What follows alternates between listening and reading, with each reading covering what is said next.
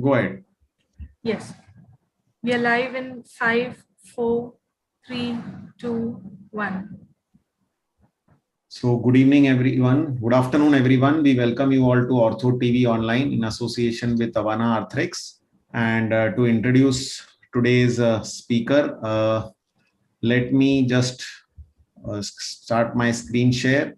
So we have with us our course moderator, Dr. Prathmesh Jain. He is the Director and Chief Consultant Orthopedic Surgeon at the Advanced Shoulder and Knee Hospital at Ahmedabad. He specializes in knee and shoulder surgery. He has done his UG and PG from AIMS, which is Delhi, and he has done a accredited fellowship from arthroscopy in USA. He is working successfully in Shalvi Hospital in Ahmedabad for more than 6 years before establishing his own hospital. He has been invited as a visiting faculty at many national and international podiums. He is one of the most trusted sports doctors when it comes to treating high-profile sportsmen. And without further ado, let me just hand over to Dr. Prathmesh Jain to please go ahead and conduct the workshop. Thank you, sir. Thank you, Dr. Neeraj, for giving all of us an opportunity to discuss this very important topic. To record, and I thank Dr. Neeraj Bildani and the OrthoTV team for giving us this opportunity to organize this event. So I'll be just giving you a brief of this meeting. We will be doing a presentation in the sense we can.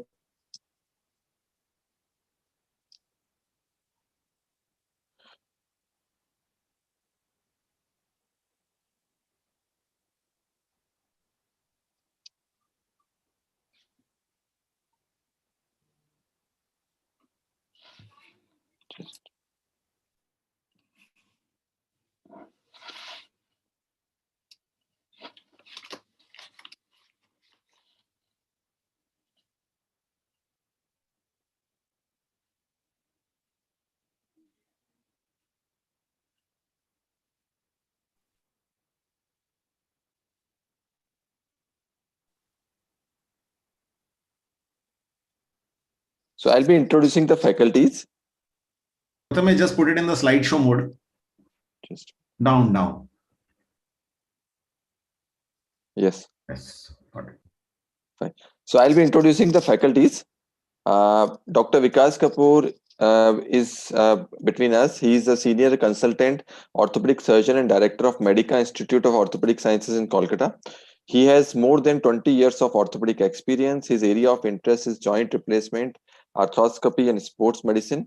He was invited as a guest joint replacement surgeon by the present Health Minister of Bangladesh to perform joint replacement surgeries. He has been a faculty and speaker at many national and international conferences.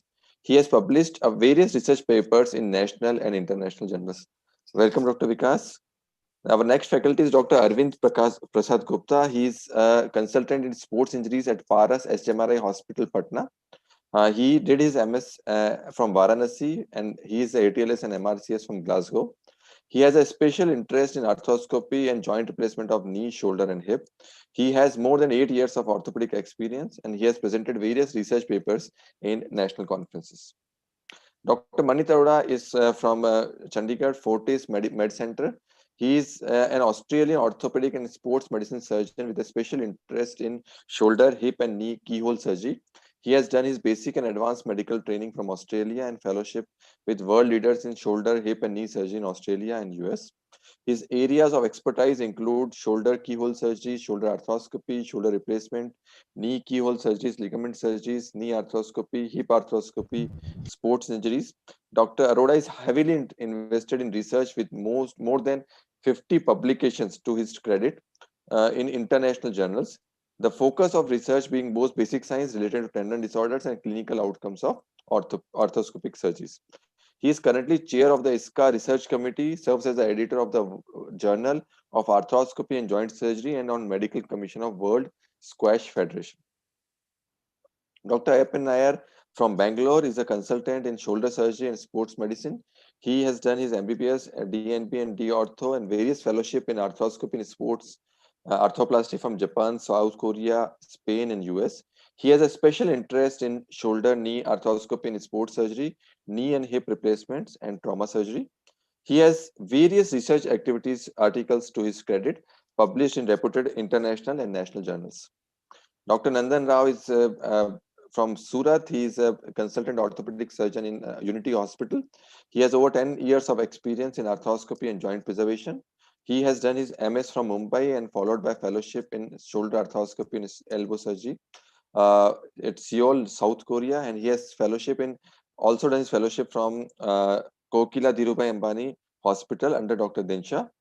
He has multiple publications in national and international journals, and he has presented a lot of papers on research topics. Thank you. Now I'd like to invite Dr. Arvind first to present his talk on evaluation and diagnosis of rotator cuff tears. Dr. Arvind. Thank you, Dr. Jain. Thank you, Arthrex team, for the opportunity. So I'll start sharing my PPT.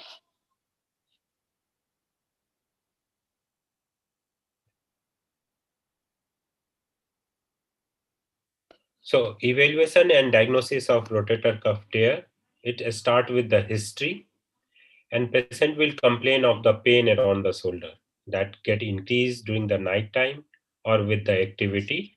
At the same time, patient will say there is some cryptus around the shoulder, difficulty in moving the shoulder, particularly the abduction part or the rotation part. After history, in examination, inspection should be done from the front, then from the back, and particularly in inspection part for the rotator cuff, look for the atrophy and compare from the opposite side, particularly the infraspinatus, supraspinatus part.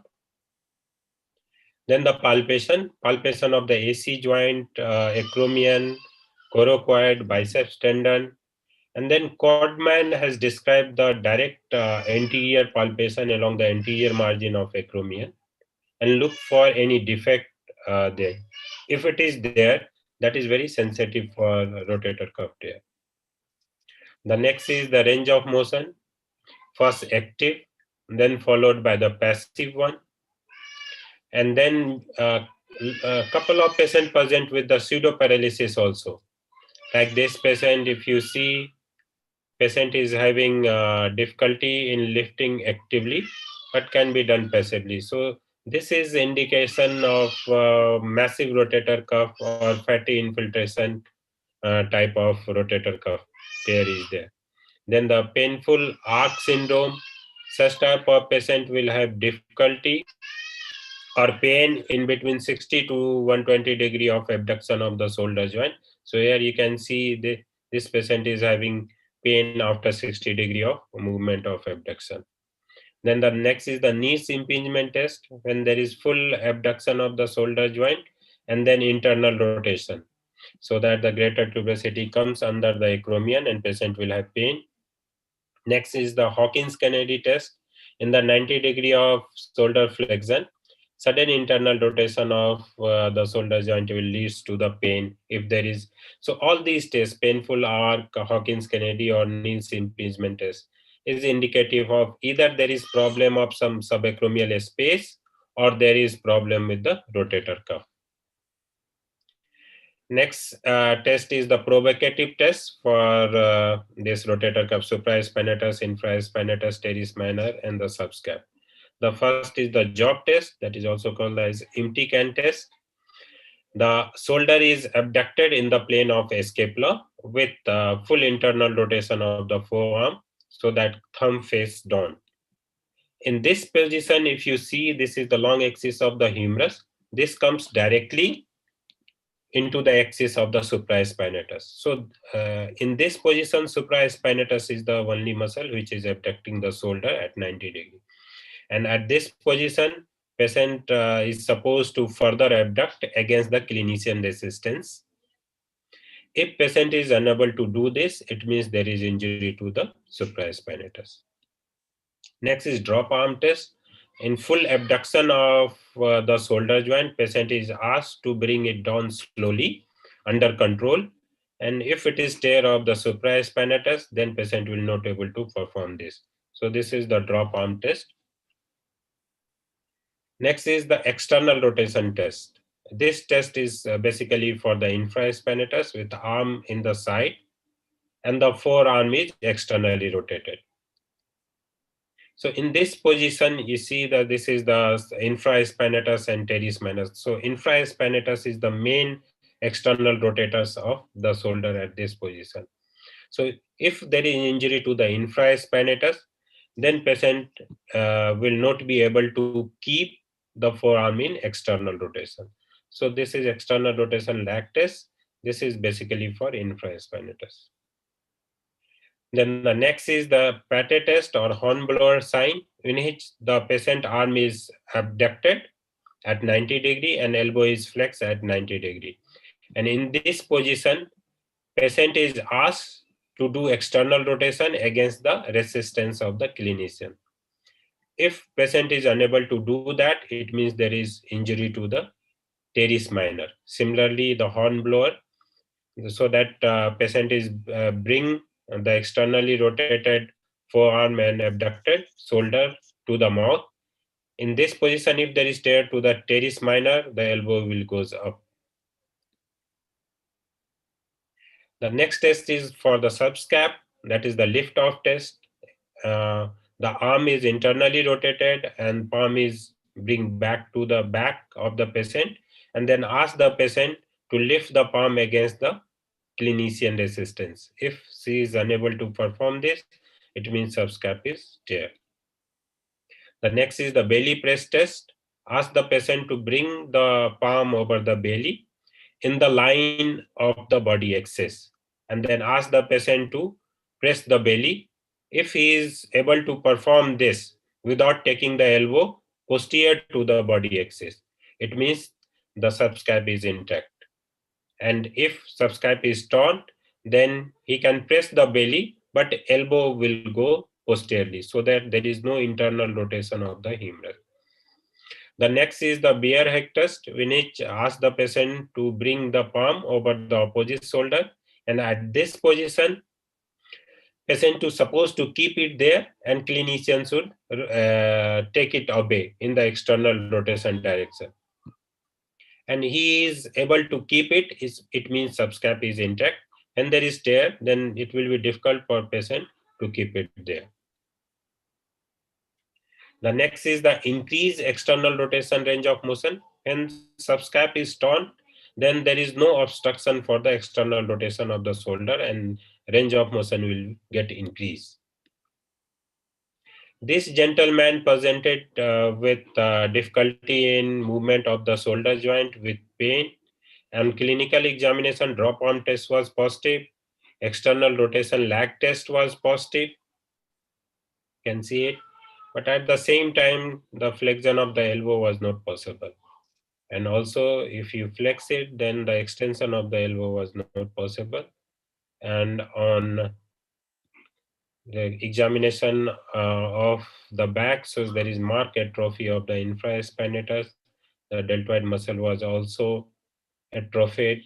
So in spite of being sign of all the tests was there for job tests, drop arm tests, external rotation lag test, but there is additional problem was patient was that there was difficulty in flexing the elbow or extending the elbow. So this was the case for brachial plexus of injury. Many a time brachial plexus of injury diagnosed as the rotator cuff tear, or rotator cuff tear patient diagnosed as brachial plexus injury. So this should also be kept in mind while doing examination for rotator cuff tear. In the investigation, we have X-ray, ultrasound, and MRI. X-ray, AP, and axillary view. In AP view, we can predict the critical shoulder angle. If anything more than 33 degree is something predictor of rotator cuff tear. And in AP, there also AP abduction should be done in 30 degree and look for any superior migration of the shoulder joint or not, because that will be a case of rotator cuff arthropathy in chronic rotator cuff tear like this. So on the basis of X-ray, the rotator cuff arthropathy classification was given. So it was divided into type 1 or type 2, whether there is superior migration or not. If there is no superior migration, it means type 1. If there is superior migration, then type 2. Then again, if there is anterosuperior migration, then it's type 2B. Next is the MRI, that is very accurate for full thickness tear, tendinopathy. Fatty degeneration is also well demonstrated with the help of MRI. And also MRI will say about the labrum, biceps tendon and other pathology also around the shoulder. So classification of the cuff has many classification has been given. We'll discuss some depending upon the size of the tear. It may be a small, medium, large, up to 3 to 5 centimeter. If anything more than 5 centimeter is taken as the massive tear, and massive tear usually involve 2 or more than 2 tendons. Next, the classification of the partial thickness, that is the Ellman classification. Again, depending upon the depth of involvement, that is 3 millimeter around 25%, 3 to 6 millimeter type 2, more than 6 millimeter is type 3, and also whether it's bursal side, articular side, or intertendinous side. Gautelier described the fatty infiltration of the muscle over the MRI and stage it depending upon the amount of fatty infiltration from stage 0 to stage 4. Then the Davidson and Burkhardt classify the rotator cuff tear on the basis of geometric basis. So it may be crescent type, like here you can see the crescent type of tear, which was managed with the double row rotator cuff. Then the U-shaped type of tear, and this type of tear first get managed with the margin convergence, then the rotator double row, then again L-shaped need margin convergence. Then the massive tear, or at the same time cuff may be immobile. Again, this get repaired with this.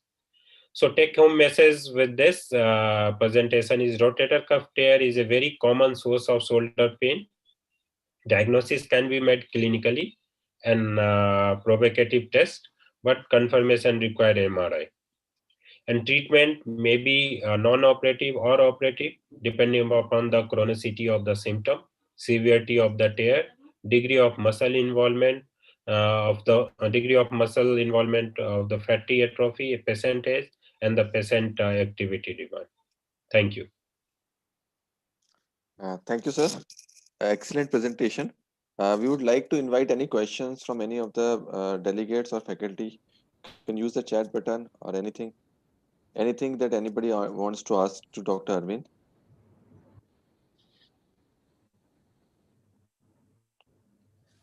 Hi, Dr. Arvind Gupta. This is Dr. Manit here. How are you? Hello, Dr. Manit.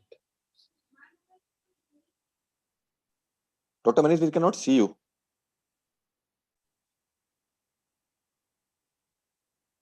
Dr. Manit?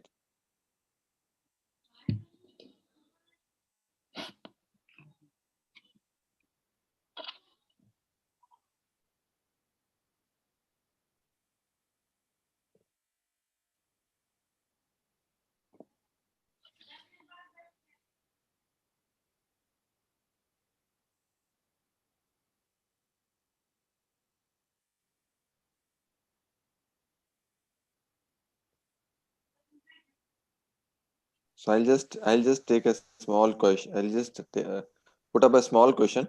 Dr. Arvind, what Tesla MRI do you prefer to evaluate rotator cuff tendons? And does it make any difference in your practice? So at our place, the only one center is having 3 Tesla in Patna, and all other is having 1.5 Tesla. So mostly we have MRI of 1.5 Tesla only, but I believe definitely 3 Tesla will have better advantage over 1.5 Tesla. Welcome, Dr. Vikash. Yes. Good afternoon. Hi, Arvind. Nice presentation. Actually, you don't need a 3 Tesla MRI for all practical purposes. Last 20 years of shoulder surgery and whatever we have been doing in arthroscopy, 99 point, I don't know whether actually 3 Tesla MRI has any significance or not. So Arvind, I think you are good with 1.5 Tesla itself. And in your presentation, you have very nicely told us about the clinical examination, etc., etc. Would there be a quantification on the VAS where you would like to say that this patient needs surgery even before you kind of do an MRI or something? Would you have a direction to say any guidance or guideline whether the patient, so any clinical guideline you would like to suggest in your presentation for surgical management, whether this patient will go towards the surgical management, or would you like to rehab? See, once you've seen a clinical rotator cuff tear, you know it's there. So what would push you towards definitive diagnostic imaging for a going away from, because most of the time the imaging is about repair. It's not about conservative treatment. So just a line from you would help maybe in talking about conservative management also. So I'll first ask the history whether it's traumatic or non-traumatic. If traumatic rotator cuff is symptomatic one, then I'll prefer for surgical. And if it is chronic one, so we'll see how much is the symptom, whether pain is the problem or the weakness is the problem. Because many a time in chronic rotator cuff tear, pain will not go with the surgery only.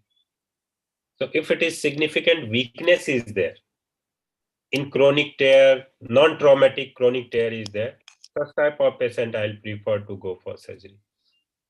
Yeah, because most of the patients in my experience, they come to us, they manage with some amount of weakness, but they come actually for pain.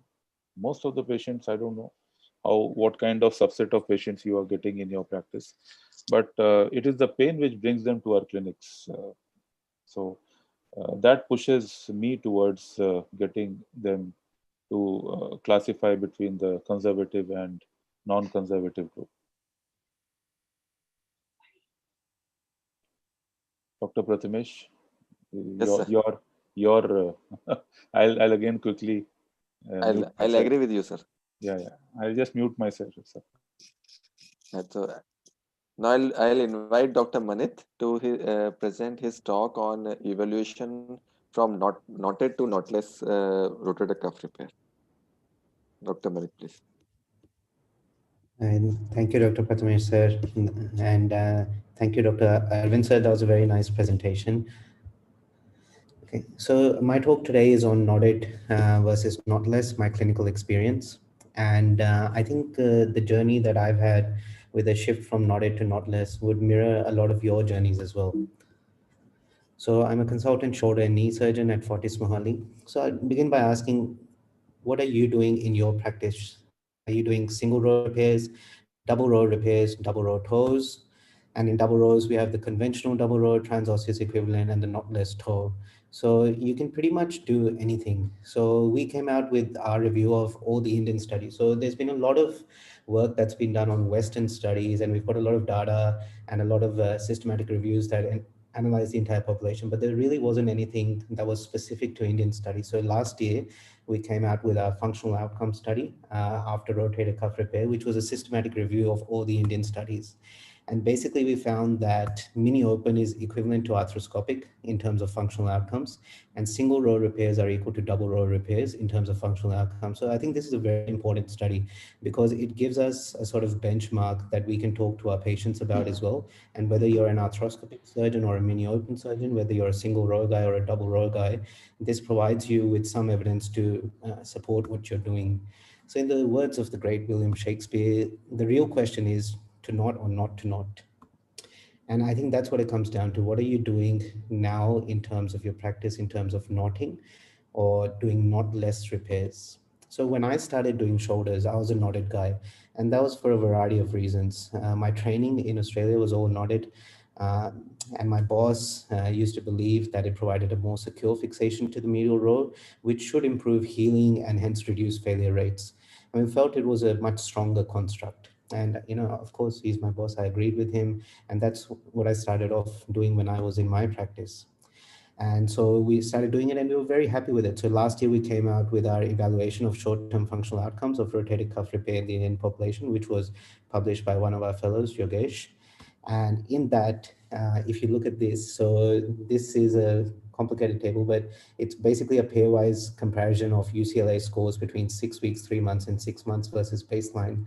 So you can see that at any given point of time, there's a statistically significant improvement in a patient's functional outcomes with knotted rotator cuff repair. So we've been happy and we've had good results, touch wood, minimal complications, touch wood.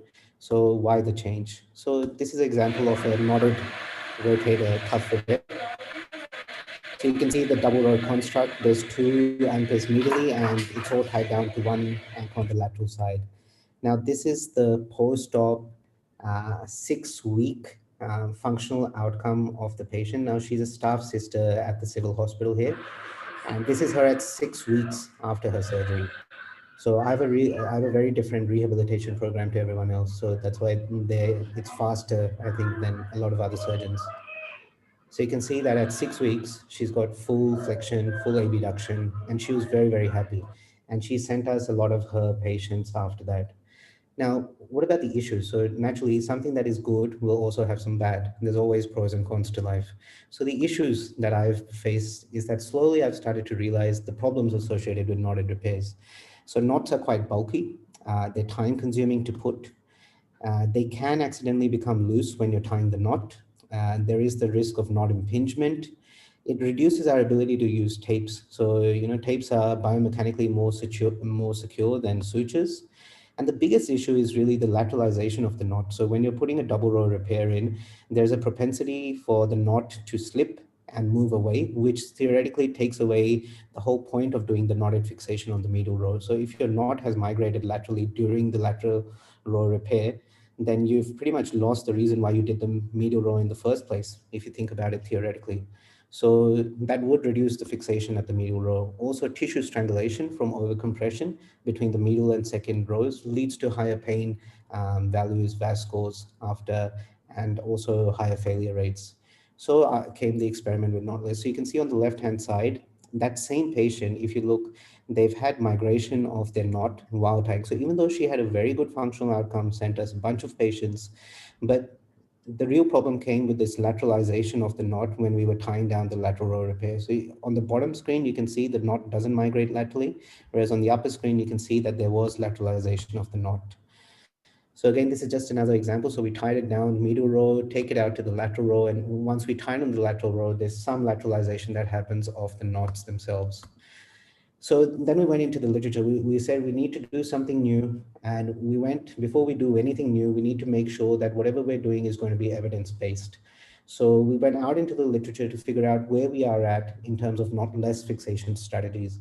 So biomechanically, we know now that knotless is stronger. So this is a study that came out in the OJSM where they looked at knotless versus knotted. So you can see that the knotless tape is a much stronger construct to knotless with the number 2 suture and to the knotted, and it's significantly higher with a better box and whisker grading. Same with this is again looking at maximum load to failure. So you can see that the knotless tape is much better. The knotted actually gives you a big variation in your failure rates. So they found that the knotless fixation is better biomechanically. And again, another biomechanical analysis confirmed the same. They found that knotless with tape actually provides you the best biomechanical construct. So biomechanically, knotless is better than knotted. What about clinically? I mean, that's all we really care about at the end of the day. Things can be biomechanically good, can be biologically good, but what about clinically? So clinically, is it superior or not? So a meta-analysis of knotless versus knotted, and you can see here, this is the forest plots. So you can see that almost all studies cross the midline here, so between knotted and knotless. So that means there is no clinical difference. So there's no clinical difference between a knotted and knotted and a knotless. So clinically, in terms of re-tear rates as well, they've looked at it, knotted is equal to knotless. So what did all of these studies say before we started our work? So biomechanically, knotless is better. Biologically, we don't know. There hasn't been enough work looking at what happens at the actual healing point anatomically of the footprint to the tendon in a knotless repair versus a knotted repair. And this is a really exciting avenue of research, I think. Clinically, there's no difference. So at the end of the day, as clinicians, we value clinical outcomes. So taking all this, we can go one of two ways. No difference means why should I shift my practice when I'm happy with knotted? Or no difference means that not less shifting won't compromise any clinical outcomes. So we decided to go with the latter. We shifted across to not less, and we started using not less. What we found was that it's much simpler. It takes less time, so it reduced our intraoperative time by about 15 to 20 minutes. It's cost comparable, and I'll show you that later. Remember, it's not cost benefit analysis, just cost comparable looking at the MRPs. It provides you with better on-table fixation strength. I really believe that now, it does. There's more of the cuff area actually is better compressed against your anatomical footprint. So theoretically, this should lead to better healing and reduce our failure rates. And again, as with anything, when you shift across to something new, there is an initial learning curve. In the first few cases, there was some loose ends, there was not proper tensioning, and we were looking for room to put all the 4 anchors in. Remember, the speed bridge system that Arthrex has comes with 4 anchors. So you really got to figure out where you're going to put all those 4 anchors. And the most important thing in learning wise was to figure out which tears will be better off with a knot less repair and which will be better off with a knotted repair. I think that's really important step in evolution. So you can see that this was one of our earlier cases. This is a knot less fixation, and you can see that one of the tapes was left loose. Now this patient went on and had fantastic clinical outcomes, but just an example of, the initial learning experience. So if you look at the cost comparison between knotted and not less, so if you're going to put 2 medial row corkscrew anchors, 2 swivel oak anchors, plus minus 2 fiber tapes, it comes out to about this much. And with a not less, it comes out to pretty much the same. So cost-wise, you're not really worried. So once we started to get better, our results also started to get better. So this is clinical outcome studies 2 months after a not less rotator cuff repair. Oops, that didn't play. Hang on. So we had an issue with this one. I'll just show you on this. So this is 2 months, remember, after a not less rotator cuff repair. So you can see the patient has full flexion, pain-free. They also have full abduction, which we'll just show you in a second. Really nice guy, by the way, this guy. He said a lot of good stuff about us. That's why I put his thing into this.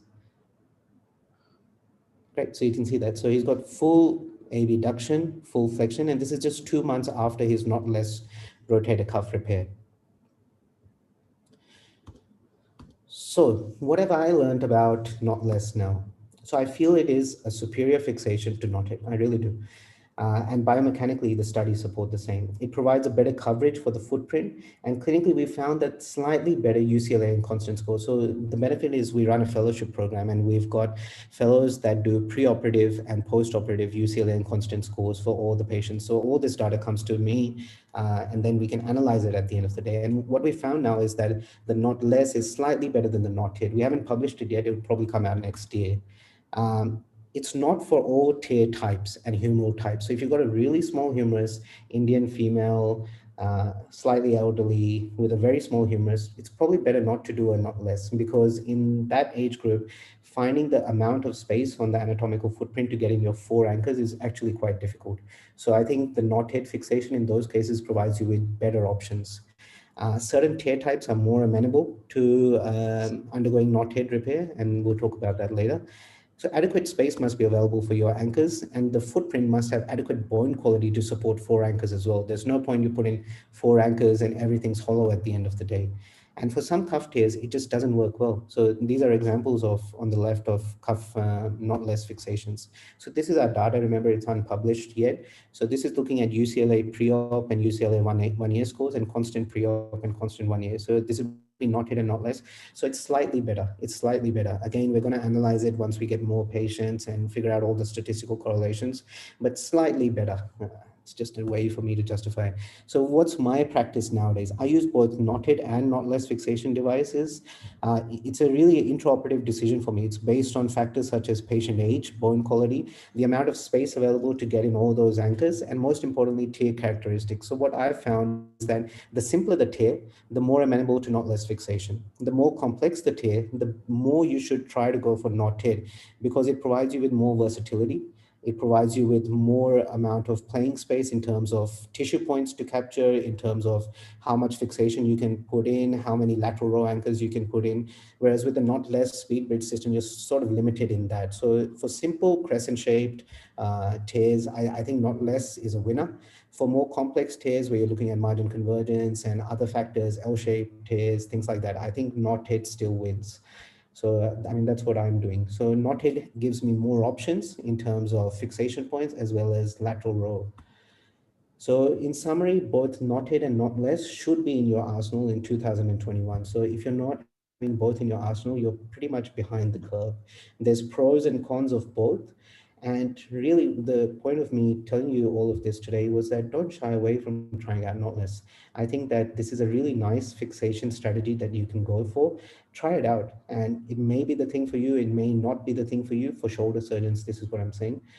And I did it, and I'm better off for it. And hopefully next year we'll have a clinical outcome study published. So keep an eye out for that. Thank you.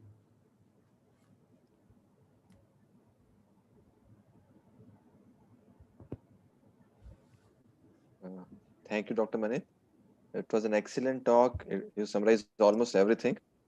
I'll invite any questions from the podium.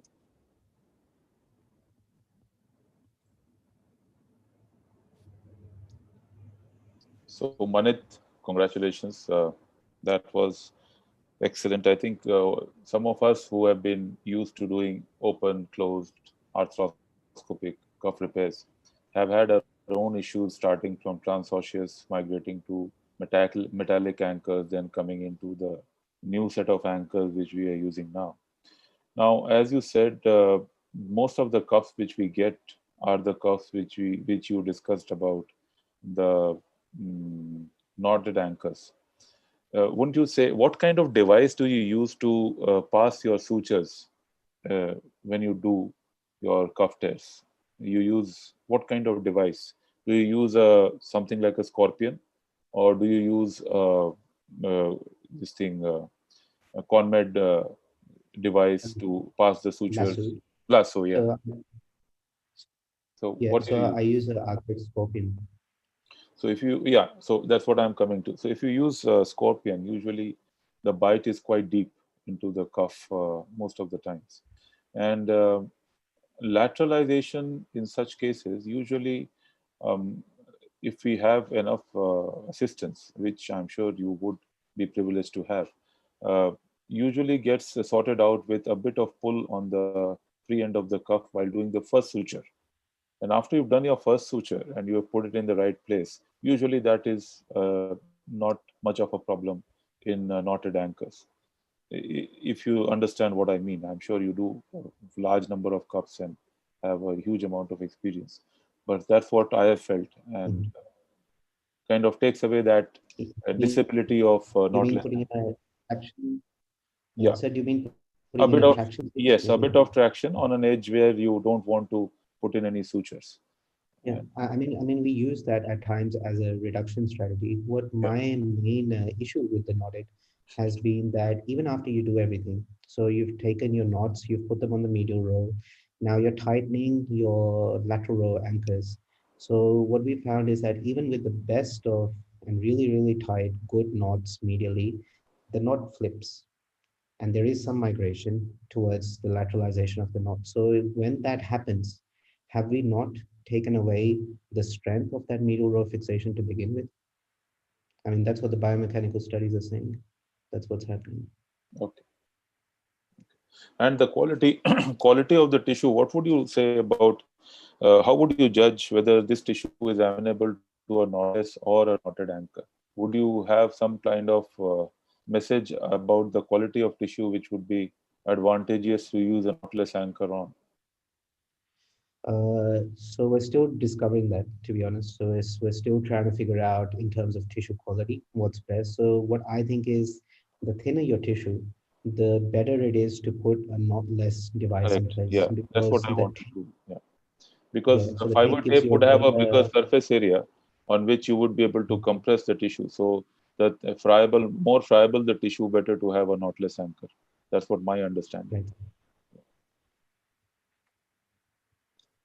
Yeah, and Dr. Manit, my question is something related to the technique of this knotless anchor. When you putting this lateral anchor and you tighten this fiber tape, pulling it, and then again screwing it. So, what do you think? How much tensioning is too much for it? Because many a time it's remain little bit lax, and many a time I felt that it's too tight. So, how you decide the tensioning of your tape over the tissue? Yeah, so I think the key with a tape as well as with a suture is you don't want to leave any slack in, but you don't want it to be over tight that it starts compressing down, because at that point, so when you're pulling on it and you've got your lateral row device in place, so you want to take out the slack, but you don't want to over tighten it at that point. So if it's starting to compress your tissue before you put in your anchor, your tissue is going to get strangulated. The patient's going to have pain post-operatively. So it's really important just to get the slack out. Then the lateral swivel lock anchor will do the job for you. So once you start to punch it in, it's going to cause the compression anyways. That's the way the anchors have been designed. So you only need to take out the slack, but not over tighten it. If you over tighten it before you start punching in your anchor, it's really going to strangulate your the lateral part of your rotator cuff, and they end up with pain after. We've seen it so many times. We over tension it, and they come back with pain. So that's a big problem. Yeah. So, with such fantastic results in your 1.5 month of follow-up, your the first patient which you showed, um, Mhm. you said you follow a different rehab protocol, but wouldn't it be more important to have the type of cuff and the type size of cuff and the type of tear when you go decide the rehab rather than a different protocol altogether? So protocol would vary from patient to patient. It's not really necessary that Of all course it patients does. go through. Yeah. So Of course it does. I never said that my protocol is the same for all patients. yeah. What I was saying is that what we do is we do a accelerated rehab protocol. So I don't, I usually, like, I'll share with you what I do. So I immobilize for 3 weeks only after a rotator cuff With repair. an abduction, Then with an abduction pillow or without an abduction pillow? with that, with just without any abduction pillow. So I haven't found any benefit of doing abduction pillows. I think it's more cumbersome for the patient. They really don't like their arms sticking out, and it becomes an eyesore for them as well. And we tried abduction pillows before, but there's some practical problems in India with using abduction pillows, which I don't think really apply to the West. So um, the rehab protocol we use is 3 weeks immobilization, followed by passive and active assisted movements from 3 weeks onwards. And then it really comes down to the patient. So I think that, and this is what I tell my fellows as well, as surgeons, we only do about 50% of the job. So as surgeons, our job is done 50% of the time. 50% comes down to the patient and the physiotherapist. And I think that post-operative rehab is probably more important than the surgery itself. So across the board, you can get so many surgeons that do similar sort of fixation strategies, similar ways of fixing rotator cuffs. What it really comes down to, I think, is post-operative rehab. So, and we've seen this so many times, and I'm sure you have as well in your practice, as well as with all the other sirs here. So, if you have a patient who is non-compliant with rehab, they are not going to have a good functional outcome.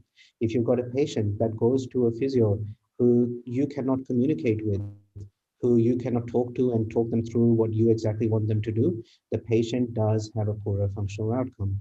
So it's really important whenever we send out the patient, we always send them out with some physiotherapy basics as to what to do. So when they take it to their physiotherapist, they at least have some idea as to what our rehab protocol is, because my rehab protocol is different to yours.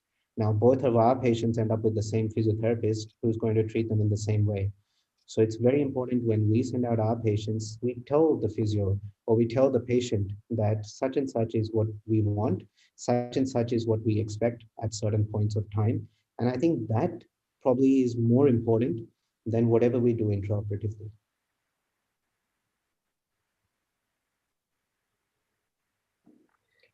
And Dr. Mani, do you find any difference with this knotted or knotless anchor using in osteoporotic bone that we have very common in our scenario? Chronic Yeah, cuff. I think osteoporotic is a Yeah, I think osteoporotic is a problem for everyone. So I think all of us have gone through those problems where we've put in anchors and they sink, where there's no space, they start to punch out areas. And really, I think it comes down to is that preoperatively, can you optimize these patients? Can you prehab them? Can you give them something to improve their bone quality? And we've done all that. And actually, it doesn't really improve bone quality. So even if you give them teriparatides or andronic acid, whatever you want to give them. So if you go after 3 months and do your rotator cuff repair, the bone quality is still bad or SHIT.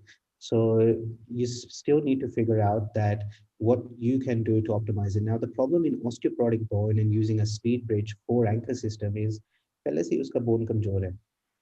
ऊपर से we want to put 4 anchors into it, right? So we're already fighting one evil by creating another evil. So in those cases, I prefer to use knotted. So I prefer to use the corkscrew anchor and to use a swivel lock because it gives me more fixation device. There's some osteoporotic cases where I've just done a purely transosseous repair. So I've taken it out to the lateral cortex, used tapes, compressed it down, and we've had some really good outcomes. And we're going to publish that as well, hopefully not next year, the year after. So where we've done transosseous repair using only tapes and a lateral row anchor.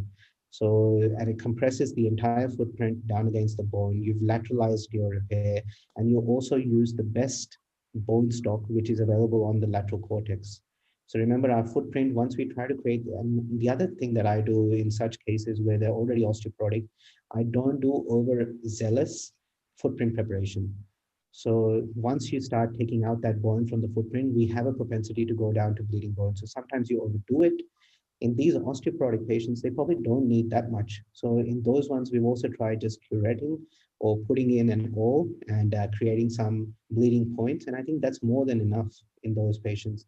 They really don't need a burr to cut down too much of that cortex because you can end up overdoing it and creating a situation where you have more footprint osteoporotic bone than you want to have to begin with. So And I hope that also answers. height of 5.5, the 6.5 millimeter diameter is better for this type of bones. Yeah, the bigger the anchor, the better the hold in that. Thank you. Nanda, unmute yourself. Hi, Manit. Hi, how are you? Excellent talk. I wanted to ask just one question. As you have shown in the diagram, do you take out 2 tapes from a single, what you might say, piercing of the rotator cuff, or there Yes. are 4 piercing through the rotator cuff? No, I take out 2 tapes from a single piercing and I split them and I do a speed bridge. Okay. So are you not worried about such a big rent in that rotator cuff tearing out, No, because causing a type 2 because, rotator cuff tear? yeah, I haven't really faced that problem yet, to be honest. So looking at, so we looked at all the studies and stuff. There isn't really anything that theoretically justifies that. So it's a conception that we all have that creating such a big hole for 2 tapes to come out may lead to disruption of that. But there's been no study that's authoritatively proved that doing that actually does do what you're saying it's going to do. So what we do is we take out from that hole, we split it into 2, take one tape to the other side, one tape to this side, and we create a suture bridge construct. And you So manage to take out 2 tapes using a single bite of scorpion, or do you shuttle the sutures yeah, and no, the single bite is enough because if you look at the speed bridge system, it has 2 tapes and they join and they become a single suture. So the suture is what we're actually passing through the scorpion. So Okay. once it's through the scorpion, we dislodge the scorpion and pull the 2 tapes through. Okay.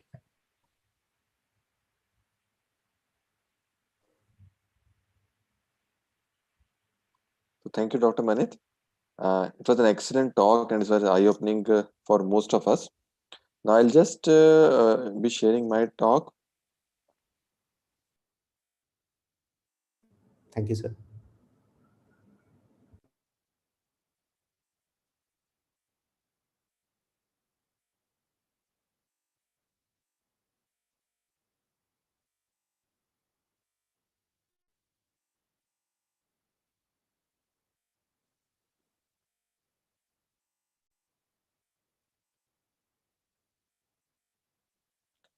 So I'll just be focusing my talk on irreparable rotator cuff tears.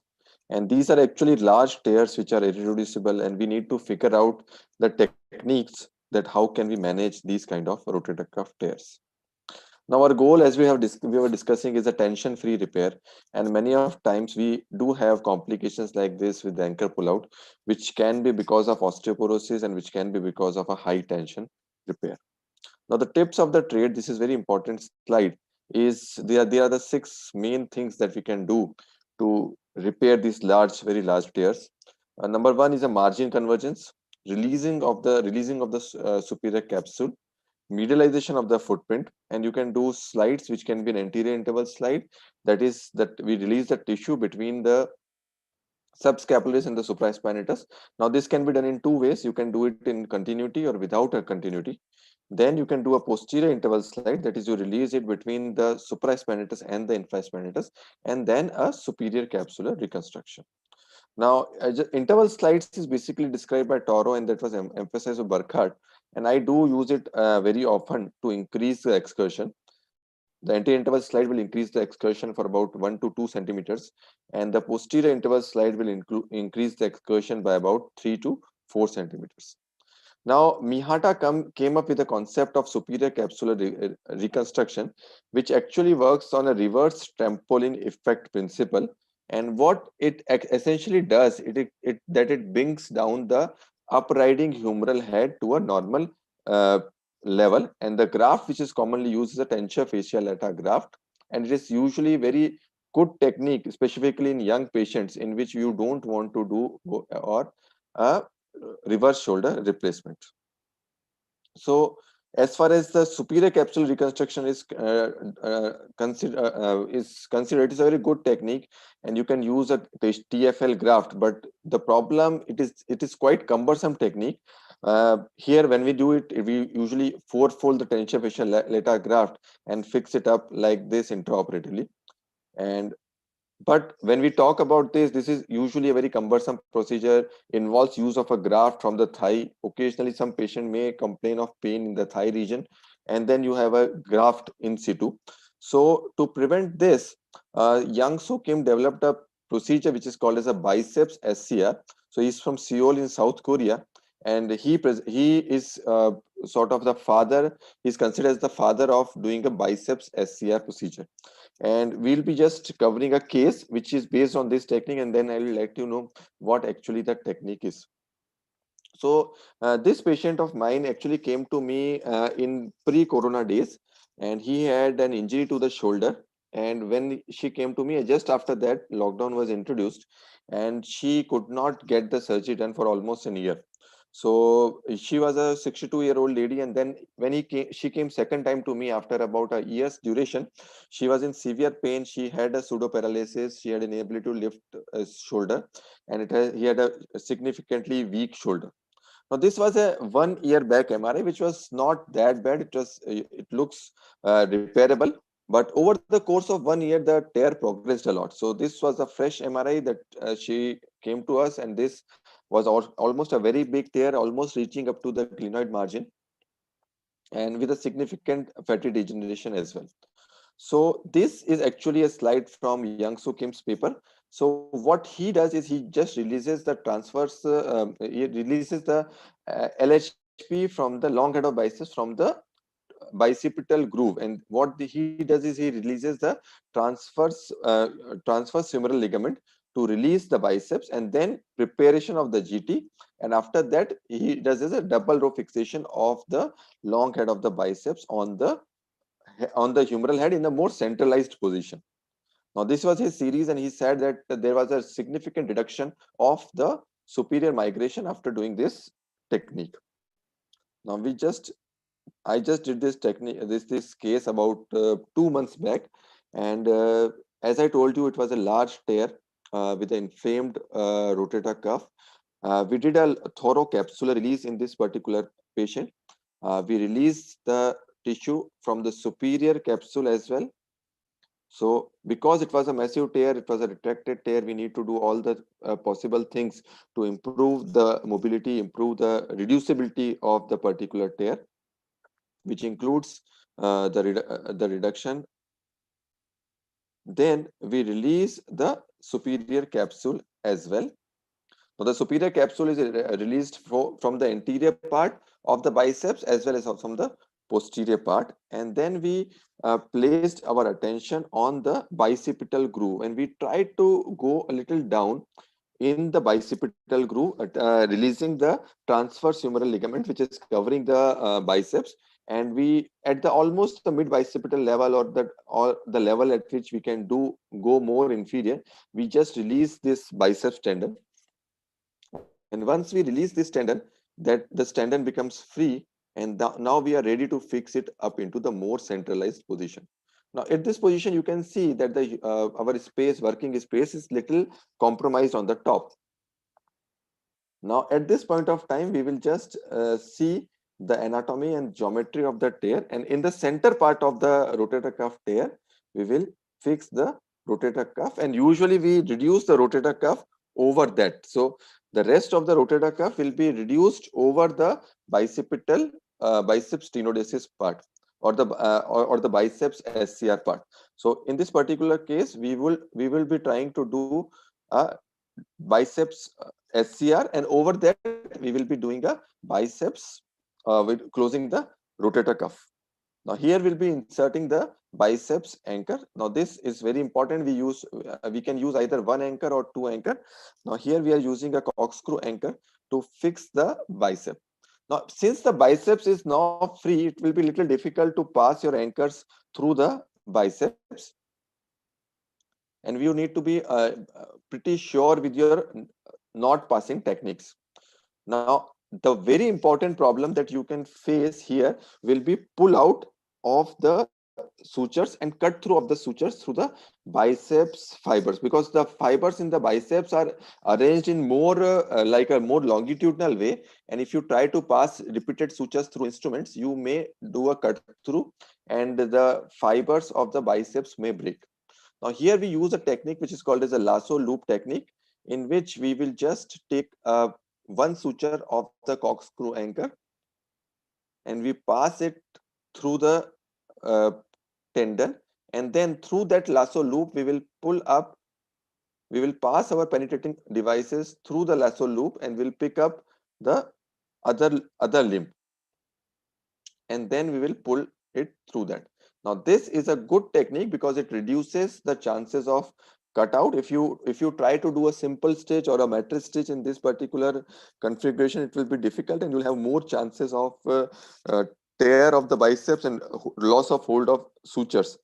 So we will be passing two sutures because this is a double loaded anchor. We will be passing one suture one by one. So first we'll be using the blue suture, and then we'll be passing the white suture one by one, and you can do it in all sorts of fashion. You can do a box configuration, you can do a lasso loop configuration, you can use a suture lasso to pass it, you can use a clever hook to pass it.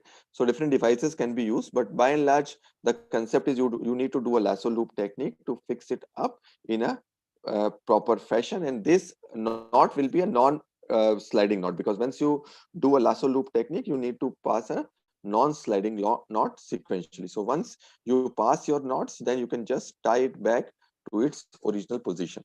You can use a grasper to reduce the biceps to its position, and then you can ask your assistant to hold the biceps in a tensed position, and then you can just start tying your knots. So, and once you tie the knot, you will see the beauty of this procedure, that the acromiohumeral distance start on increasing, and it will be very easy for you now to negotiate your instruments in the subacromial space. So now this is very important, because in these large tears, the loss of acromiohumeral distance is always significant, and you do have problems with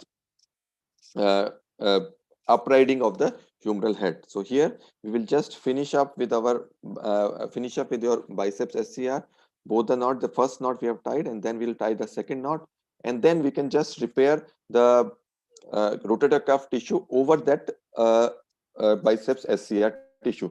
So this will actually make it a more the repair is more secure. You do a more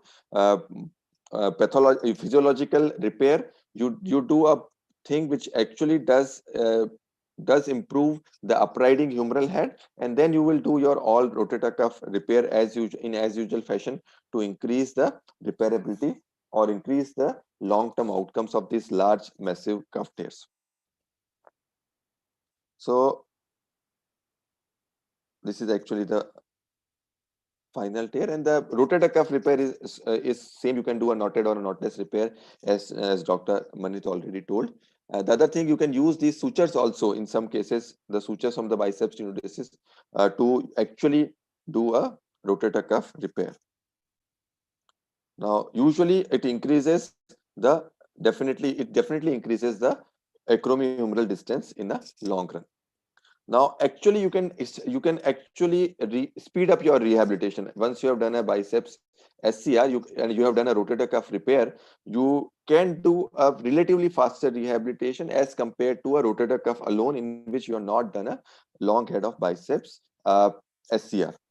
Now, there are some modifications to this technique. Dosop Kim has come with a snake technique in which he does an open subpectoral tenodesis and take a very large length of the biceps, and he loops the biceps two to three times over the humeral head, and it makes it more strong, and he can actually use two or three conversions or two or three limbs of the biceps to do a SCR. So the SCR becomes more robust.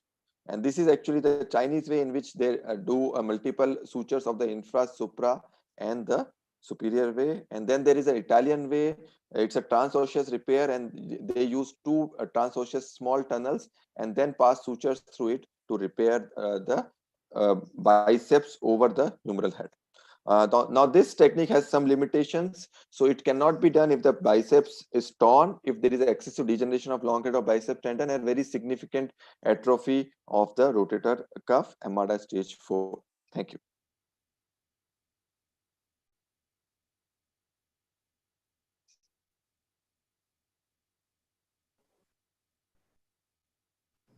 Hello, Dr. Prathmesh. Thank you, sir, for that wonderful presentation.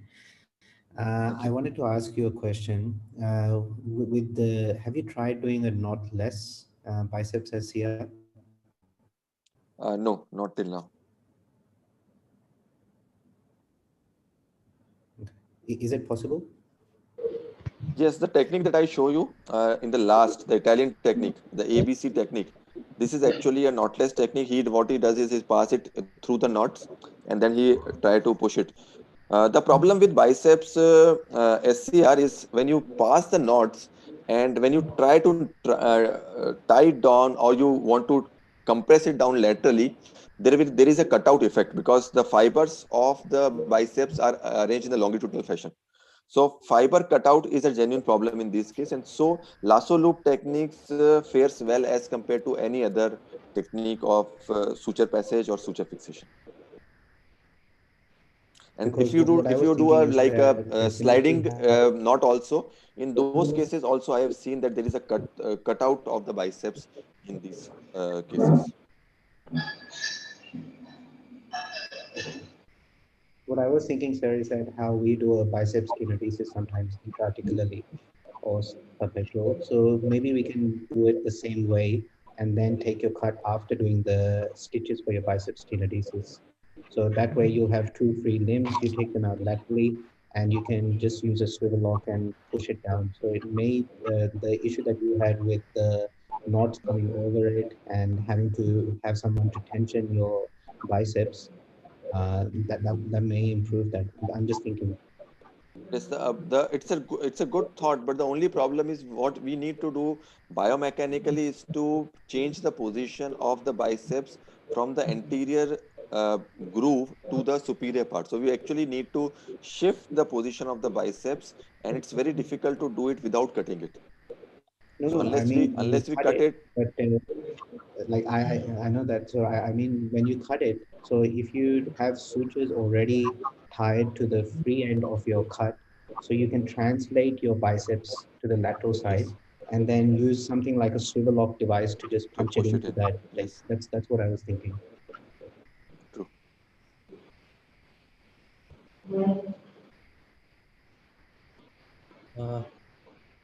Hello, Prathmesh sir. Haji, Dr. Nandan. Yes, so innovative presentation and innovative surgery.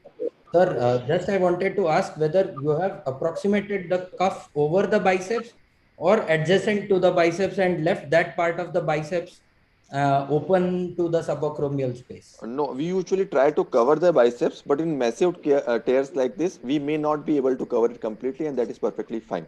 Yeah. So what I usually do is I place one anchor anterior to it and one anchor posterior to it. Okay. Okay.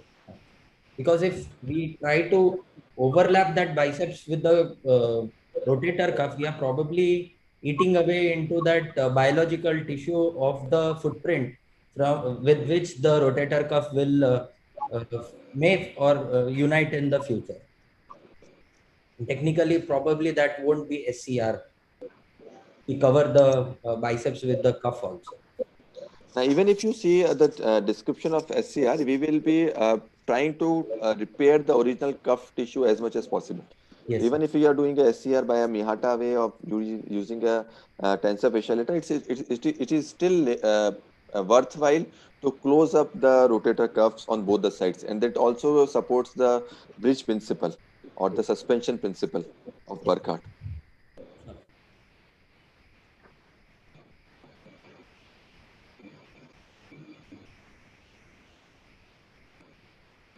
I think I should invite Dr. Ayyappan now for a more advanced talk on large and massive rotator cuff.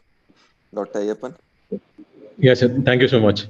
Good afternoon to you all, esteemed faculty. Thanking Avana again for the opportunity and talk. So I'll just start off with my presentation. So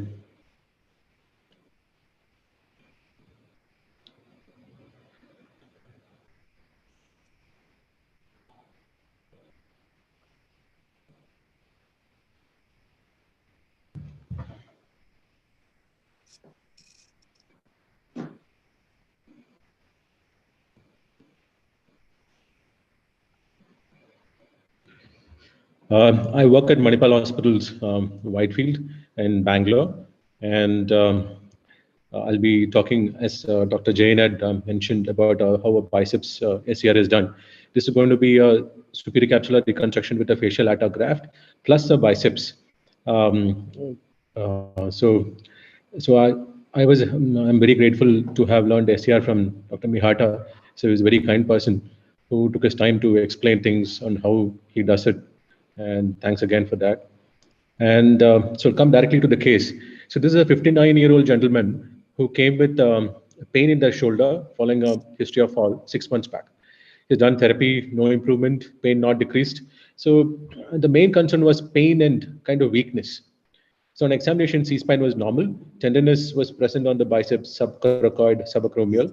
The range was full. It was full range of movement, but terminally painful.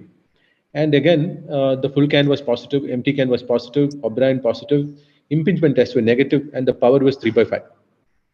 So this is pre-op pictures showing the kind of full range he has. And that's his full range. And coming to the MR showed there's a massive tear, greater retraction in the anterior aspect, that is in the supraspinatus area. You can see it is up to the glenoid margin. But toward the posterior aspect, we can see that the cuff is kind of grade 2. So I had anticipated considering this and looking at the fatty infiltration, 3 fatty infiltration. So I suspected that maybe we should I would be prepared for a SCR. So did a diagnostic scopy. So this was the diagnostic scopy, and it showed that there's a massive tear, retraction, the entire head was bald, and I had a biceps which I felt with this, maybe I could add on to the normal SCR being done. And that is the edge of the supraspinatus. So I just check for the integrity of the biceps, seeing if I can actually use it, even though it is degenerated, if I could still use it as a graft. And then I prepare the subacromial area and do with my debridements. So my debridement, I'm preparing the footprint, and then so my bone bed preparation. Normally I do a moon crater technique to increase the maximum surface area. And when that is done, I start isolating the cuff. That is just like how Dr. Jain and other surgeons have shown. So here I've did a capsule, that is a bursal tissue area. So I go along the spine, and this is above the cuff, above the remnant cuff, the maximum releases. I don't do an anterior to posterior releases technically because of certain reasons, like weakness and all that. So, and then I also release above the superior labrum. And once I've done the minimal release, now I'm checking for the excursion of the cuff, if it is coming or not. Now here at this particular point, I know that I need to do an SER. So again, I go ahead with my releases, and I have decided to take the biceps. So here now, so I'm going into the bicep groove, and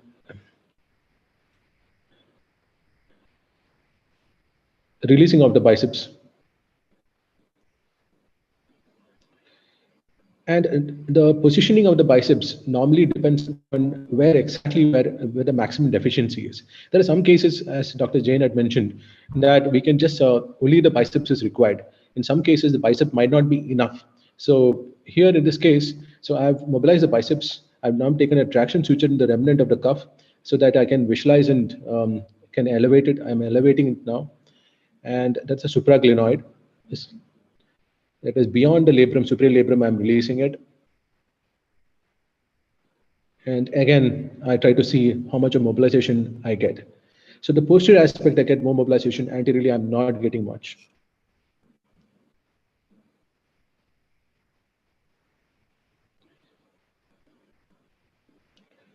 So with this in place, then I've started the SCR, and I start off with the glenoid anchors. So that is so it should normally I put it just posterior to the coracoid and maybe a little more posterior, and this is under the cuff. So I'm pulling up the cuff tissue, remnant cuff tissue, and then putting up the glenoid anchors. The glenoid normally use a double loaded anchor, and depends. Sometimes I might take off one thread or not. And here now this is the middle anchor. I always use triple loaded anchors. And why? Because I feel that triple loaded gives me more threads, and I'm able to get more coverage. So of this triple loaded, there's an anterior triple loaded here. This one, so I use a pair like the whites, which I'll be taking right now, and I fix the biceps. Which is almost similar to what Dr. Jain said. So normally I use a lasso loop. That's a loop technique. You can see the lasso loop now. So the same reasons, because of the longitudinal arrangement of the able to hold it nicely and well. It doesn't cut through. So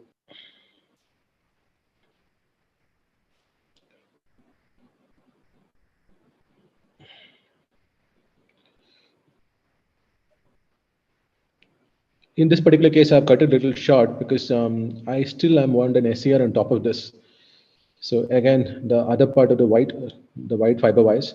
So again, it depends. Okay, sometimes I do some lasso. I just take a mattress, and so that is an anterior, and now this is the posterior middle row anchor. Again, a triple loaded. The reason why I use triple loaded, I'll just mention right now, because I'll show a picture of that. And with that, I've done the measurements. I've already done the anchor to anchor measurement, so I know how much of the graft is required. And this is a facial atta, and I usually double it, and just to see that I get thickness more than 6 millimeters. I always do a subacromial decompression to see that I have enough space for the graft there and visualization. So that's in place. Now, before the next step, before passing the graft in, so what I'm going to do is this is the biceps in place, biceps is tied down, and I take the next thread, maybe a fiber wire or tiger wire, whichever, and pass through the anterior cuff and take it out of the anterior portal. Similarly, out of the triple loaded here, I pass more anchors, that is at least two anchors, I mean two switchers through here, through the posterior aspect. So that means I keep all my threads ready before I pass the graft in. So that is the anterior aspect of the cuff. So I'm just passing the blue fiber wires and keep passing it just through the anterior port. So similarly, I do the same thing. I do all the passage through the remnant cuff and keep it ready. And next, I'm ready to pass the graft. So this is again a 10 cc syringe. So I split it and pass it through the same technique described. So, and this is the final suture pattern. So one biceps is already tied down here. The next one I take through here through the anterior cuff. Here you can see the reds and the whites and the blacks. So that means to say that I've taken it through the remnant cuff and I've parked it into the posterior port. And then so that everything is ready for my graft passage. So pass the graft in, and then I tie down the glenoid anchors, the glenoid threads, and I do knots in here as well, in the middle row as well. I do the knots. I do knotting in the anterior remnant cuff also, and knot here also, and knot. Why? Because I find that knotting is advantageous because it helps in pulling up the remnant cuff and gives quite a bit of approximation so that we have enough space there. But the knotting I usually do after the graft passage.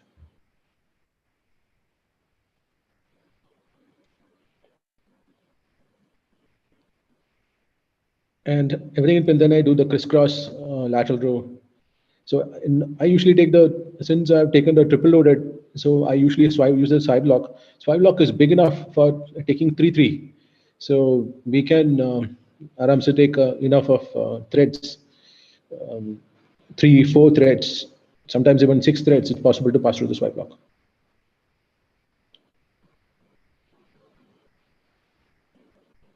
So tying down everything. And this is the final graft crisscross arrangement. We can see that. So here we can see how the threads are coming in. The posteriors are coming in, fixing into the anterior anchor here, and the anteriors are going into the posterior.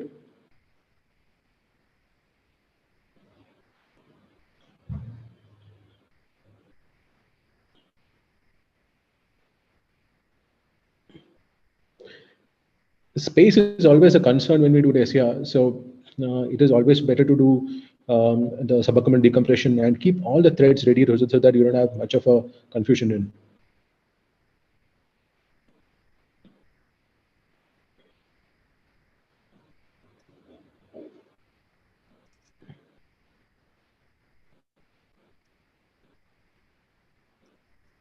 You can see there's 6 threads going into one anterior anchor.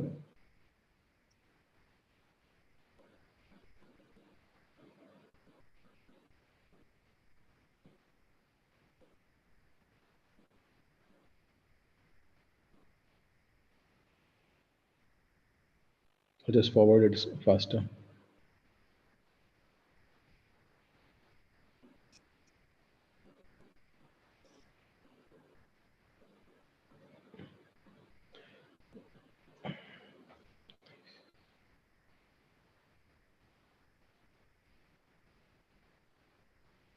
Yeah, and the last part is I would do a meticulous side-to-side repair.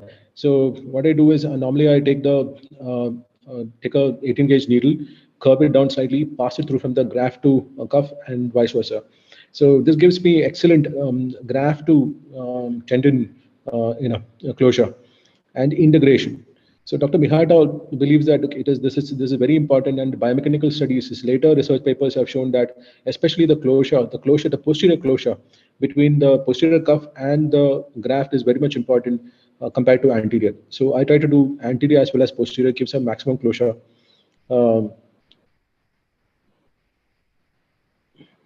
So that's the side to side, and those are the final results. At 6 months, he's pretty good, and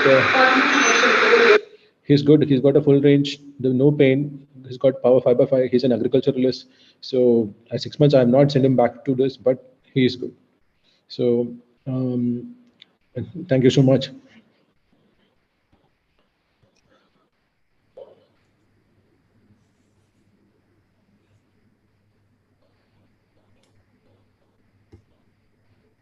An excellent job, Dr. Ayyappan.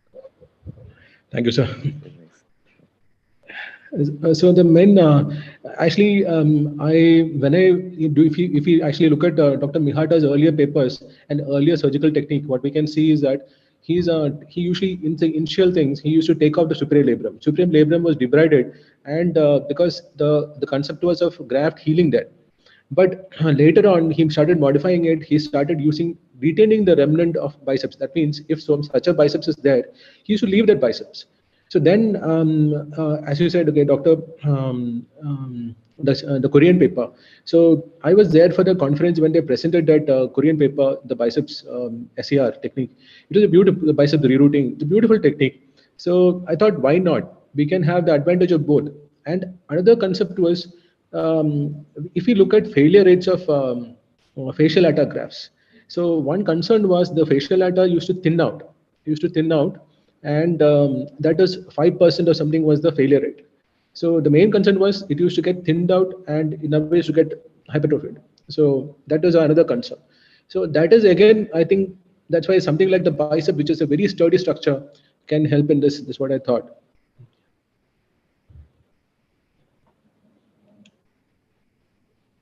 Dr. Ayyappan, I have a question for you. So if you've got a 65-year-old female with a massive cuff tear, when do you decide for SCR and when do you decide for reverse? A male patient? Female, 65-year-old female, massive cuff tear, 2 to 3 year history, not getting better. Yeah. So, yeah, very interesting because see, like when I have with my I've done quite a few numbers. Okay, so what I've observed through my patients, so I've not still publicized it, but through my patient, what I've observed is the patient's initial deltoid strength is very important. So I have greater results with patients who have got a greater deltoid strength, who are basically more of male patient than female patients, who can undergo a lot of rigorous rehab. So as I said, doing this is easy, but 6 weeks of immobilization, then another 2-3 months of rehab. So we have to. This rehab is advanced rehab should be like it's a modified rehab, which we have to work on the lines of a reverse shoulder, because again the strengthening is on the reverse shoulder. So if we try to do a rotator cuff rehab on an SCR, it doesn't work because it fails. And so the rehab should be more of that. So considering this, if the patient does not have enough of strength, that's not able to lift, at least 3 plus or 4x5 power is my prerequisite to do a SCR, provided there's no glenohumeral arthritis. Even if superior migration is there, is okay, we can do it. But for me, the main prerequisite would be enough power, deltoid strength, and that is at least 3 plus or 4 power. But having a weak deltoid anyways would reduce your outcomes after a reverse. So if you're taking your patients that are 3 plus, 4 plus into the SCR group and putting your 2s and 1s into the reverse group, your reverse will actually never be happy to begin with, because one of the prerequisites for doing the reverse is good deltoid function. So you've taken your weaker deltoids into a reverse.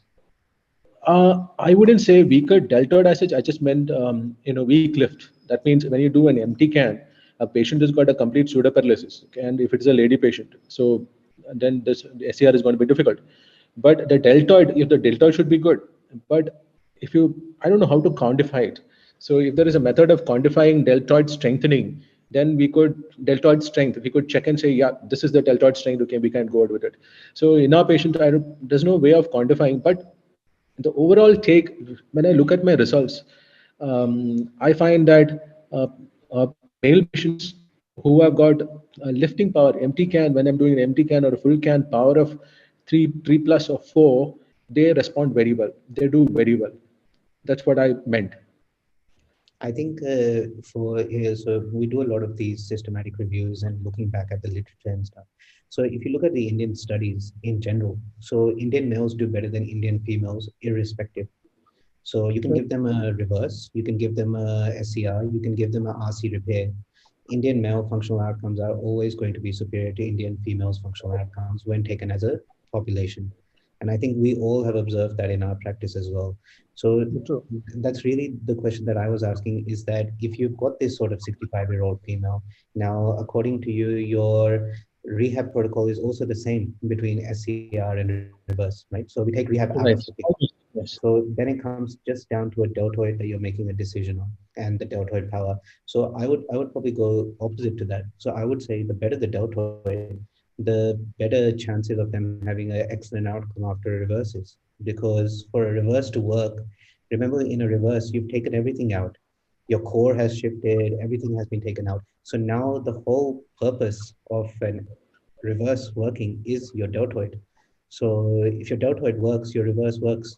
If your deltoid does not work, your reverse doesn't work. So if you've got significant atrophy of the deltoid, if you've got axillary nerve dysfunction, if you've got paralysis of the deltoid, Yes. So if it is a if there is an axillary nerve weakness, the palsy deltoid is not working. No question of doing the reverse. But what I'm saying is, uh, so your question was if it is reverse. The entire point of why we doing an SCR, we are maintaining the normal anatomy.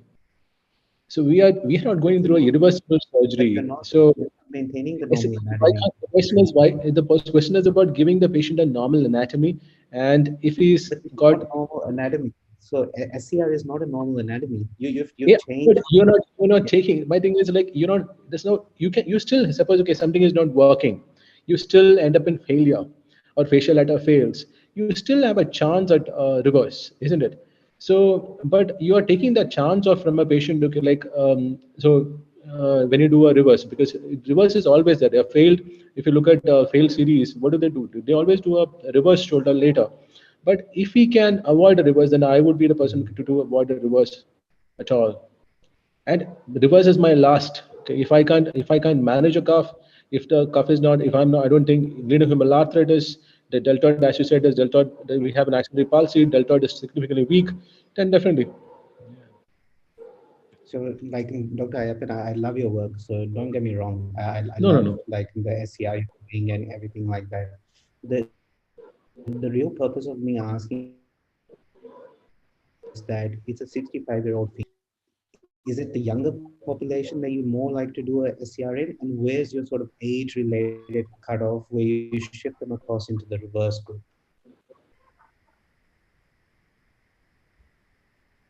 Oh, yeah.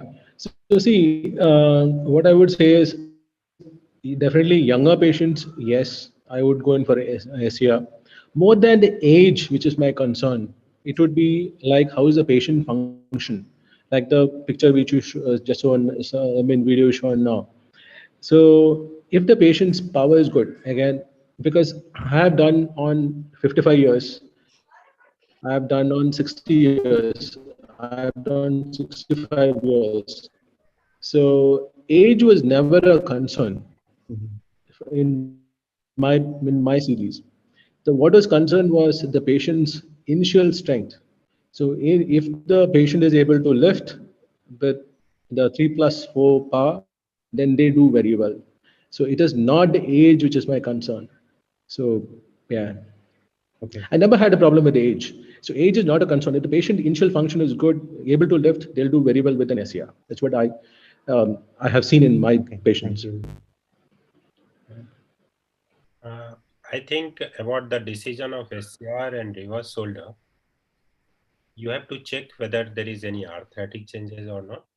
And also Can at you the hear me? same time, the fatty infiltration. If there is excessive fatty infiltration and Hello. patient is not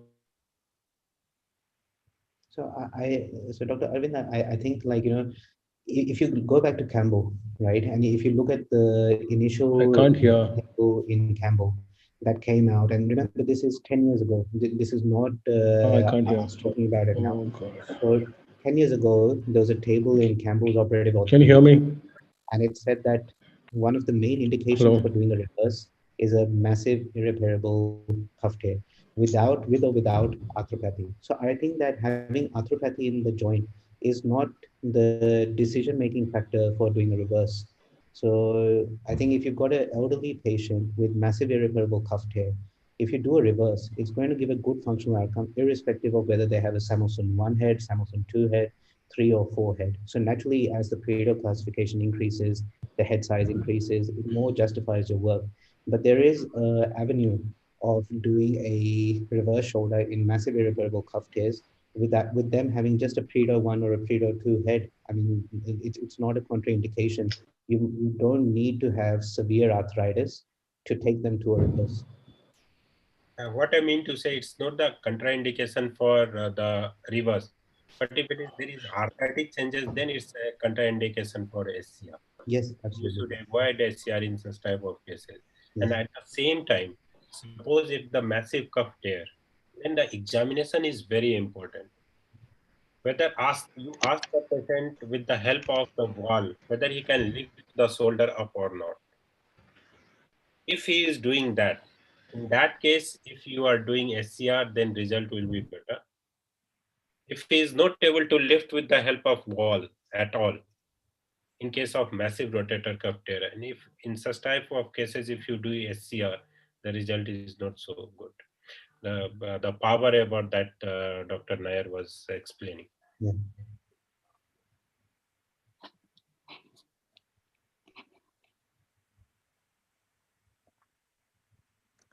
So thank you, Dr. Ayyappan. Now we'll move on to Dr. Nandan. He'll give the final wording regarding the rotator cuff. Dr. Nandan. Good evening, everyone. I'll share my screen in a moment.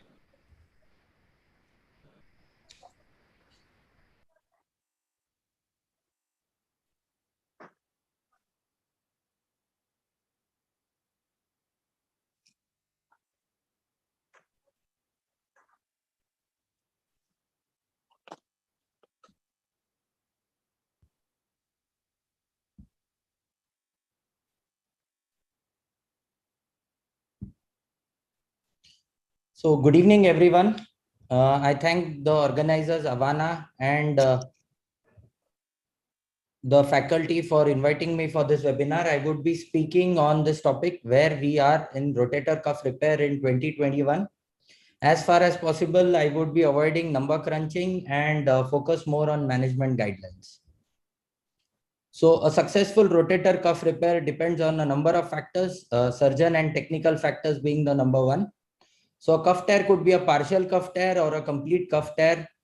Complete cuff tears could be repairable and they could be irreparable. So as far as repairable cuff tears are concerned, there has been a long-standing debate on single row versus double row repairs. Single row repairs versus double row repairs. So double row repairs have given better biomechanical strength. They may improve healing and they lower the retear rates, but they do not improve the clinical or functional outcomes. Focusing first on single row repairs, isolated, simple or mattress sutures have been found to fail, and hence a medial to lateral stitch which is spanned by an anterior to posterior stitch to prevent pull through have been advocated for single row repairs. These include the ripstop stitch, the modified Mason-Allen stitch, the massive cuff stitch, and the lasso loop stitch. Next, we go on to double row repairs. Double row repairs have evolved from classical double row repairs to transosseous equivalent repairs, and then we have the knotted transosseous and the knotless transosseous equivalent repairs, both of which have been found to be equivalent in terms of clinical and biomechanical outcomes. Medial row knotted techniques, they fare better in terms of healing and function, but when retears do occur, knotted TOE repairs have a worse outcome as compared to knotless TOE repairs. So to summarize, if there are tears more than 3 centimeter or there are 2 tendon tears, and if it's feasible, a double row repair is better. For smaller tears, and if there is a financial strain, then you can do a single row repair. There is significantly better tendon healing and lower retear rates with double row repairs as compared to single row repairs, although the functional outcomes are similar. Next, we go on to irreparable cuff tears. So you have two subset of patients. One is an old frail patient with low demands, and there is a physiologically active patient. So if you have an old frail patient who has a very low expectancy and a low demand patient, you can attempt a partial cuff repair. It provides good pain relief. It improves function and strength, although the results deteriorate over a long period of time. Similarly, if you have a physiologically active patient, high demand patient, who has a repairable or an intact infraspinatus and subscapularis, that is the force couple, if it is intact or can be restored, in such cases with a large defect, you can do an SCR. And if it's a relatively small defect with a anatomically normal biceps, you can do something called as a biceps SCR, very beautifully demonstrated by Dr. Prathmesh Jain and Dr. Ayyappan Nair. For SCR, you can use an autograft described by Mihata, which is the tensorfascial lata harvested from the thigh, folded 3 to 4 times to get a 6 to 10 mm thick graft. It's fixed on the glenoid with 2 anchors and on a greater tuberosity as a TOE. And the posterior cuff is again sutured to the posterior edge of the superior capsular reconstruction. Something like this. Allografts can also be used for the same purpose that we will be seeing later on in the presentation. Autograft SCR, the advantages being there is no tissue rejection, there is better integration. The thickness of the graft can be customized, although an additional surgical time and graft site morbidity, which decreases over a long period of time, are some of the disadvantages of this technique. Moving on from SCR, sometimes the infraspinatus or the subscapularis cannot be repaired completely, and in such cases, tendon transfers have to be done. A variety of decision making is required in these cases, and interested audience is advised to go to this CCR, which gives a very simplified decision making algorithm for tendon transfers. Moving on from irreparable tears, we go on to partial tears. So partial cuff tears. In cases of partial cuff tears, if the tear of the tendon, the thickness of the tendon involved mediolaterally is more than 50%, then surgery is involved. Less than that, usually patients can be treated non-operatively. Acromioplasty for bursal surface tears has only a supportive role, and either a debridement or more preferably a repair should be done for bursal surface tears. So partial rotator cuff repairs can be of 2 types. The first one is you complete the tear and do a conventional repair. This is more advisable when the remnant native cuff is tendinotic. The second, the more recent technique is called as in situ repair, where you preserve the remnant tissue and do the repair. This is more advisable when you have a traumatic cuff tear and the rest of the cuff, the remnant cuff of the partial tear is normal. This is usually done in partial articular-sided cuff tears, in which a small rent of the rotator cuff is done, and the anchor is introduced into the footprint. The sutures are passed from the articular surface onto the subacromial surface, and the knots are on the subacromial surface, compressing the tone tissue onto the footprint. These have been found to be biomechanically superior, although clinically both the tear completion and the in situ repair have been found to be equally effective. From partial cuff tear. So finally, to summarize, a traumatic tears usually less than 50% of the mediolateral thickness. They can be treated non-operatively. This trial should be at least for 3 to 6 months. The traumatic tears with more than 50% thickness involvement need surgery. Especially in athletes, the threshold for surgery should be very high. That means they should not be quickly taken up for surgery, because there is a significant incidence of terminal shoulder stiffness and pain in these patients where partial cuff tear is repaired. Tear completion and repair is a less technically challenging technique, and it gives equally good clinical results. From surgeon and technical factors, we move on to biological augmentation or biological factors. So biological augmentation, we have a variety of options. They are mostly experimental presently. It depends on whether the cuff you have repaired is repaired completely or you are using it to complete the cuff repair. So say suppose you have completely repaired the cuff and you want to augment the chances of the cuff healing. So the most common thing which is used is platelet-rich plasma, PRP. There are a wide variation of preparations depending on the leukocytes, the fibrin levels.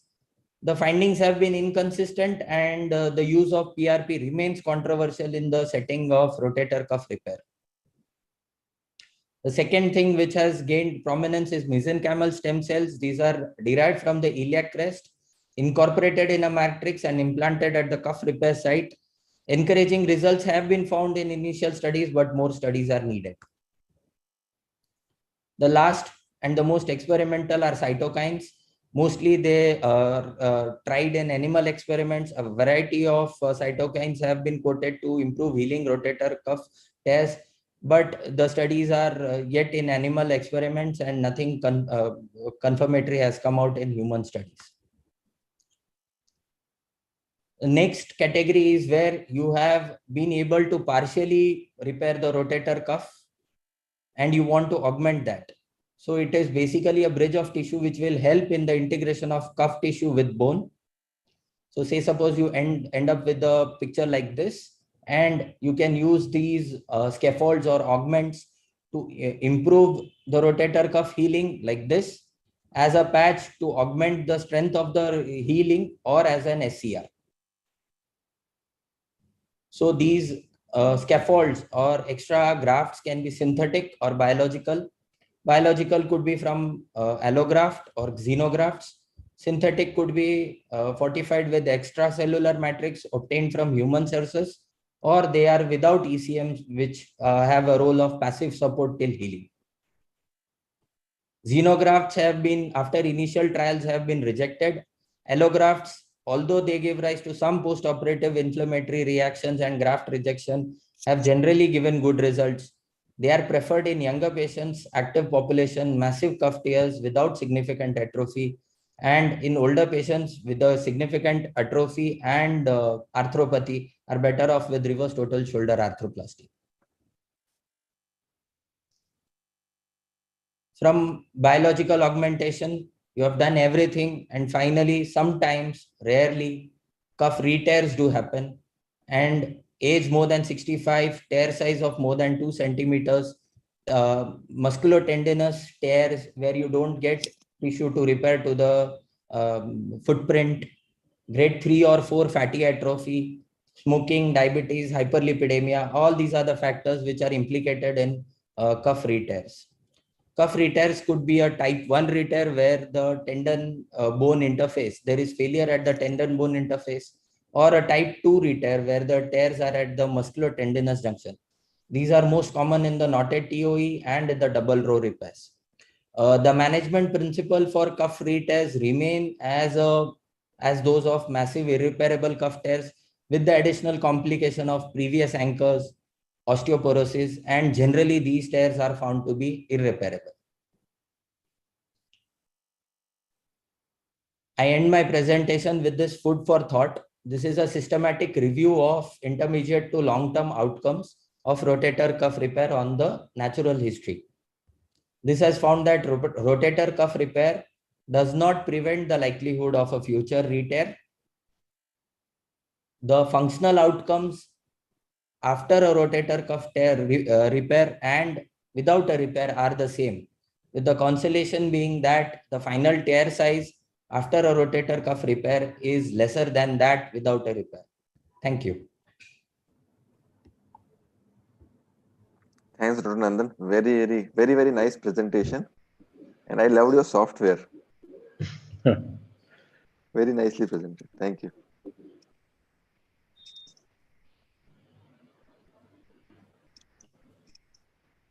Dr. Nandan, I have a question for you. Yes. In 2021, what are you doing in your practice to reduce re-tear rates? Like, all of this is great, but practically in your practice, what are you doing? So the most important thing is patient selection, one.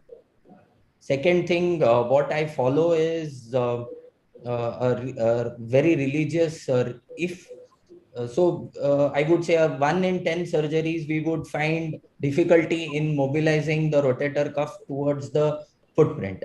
So the 9 of the cases would be very straightforward. So one case where you have great problems, what I have encountered probably once in the last 2 years, whatever I have started in Surat, is that the cuff really does not come to the greater tuberosity. So what I have done is I have done a religious subacromial release.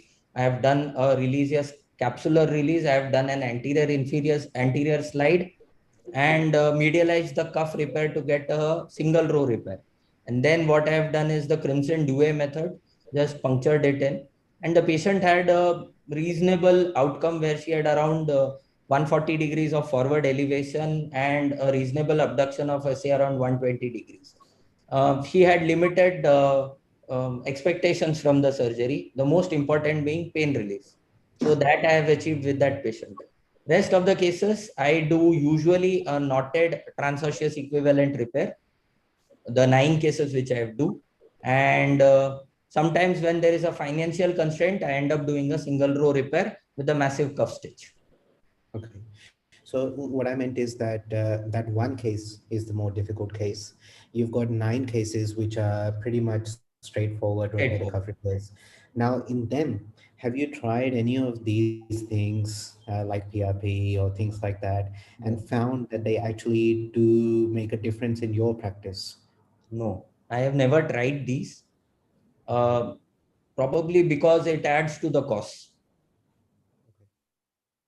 And the literature is divided on the advantages of these PRP, mesenchymal stem cells, and all those things. The literature is really divided. So that is why I've never tried these.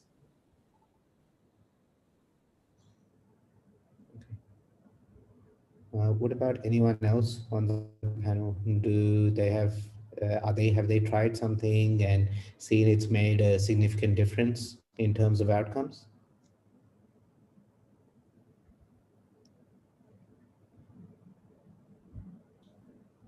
Have you tried it? Hello? Hello? Dr. Manit? Yeah, so we've tried that. It actually does not make any difference at all.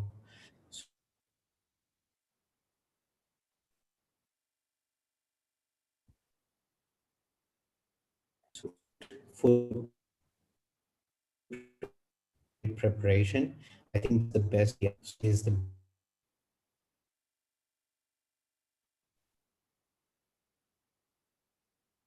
So we have some questions coming from the delegates. So we'll be taking those questions. Dr. Amit Ranjan has a question for Dr. Manit. Dr. Manit, which is your preferred device of repair? Composite anchor or an all suture anchor?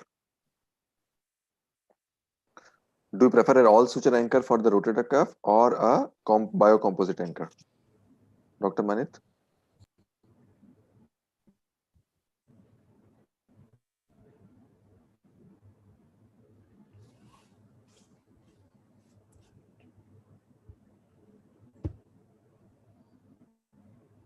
Dr. Ritu Sharma has a question for Dr. Nandan. In case of very delayed case of rotator cuff injury with the complications and having medical history of diabetes and osteoporosis, in that case, arthroscopic rotator cuff surgery is advised or not?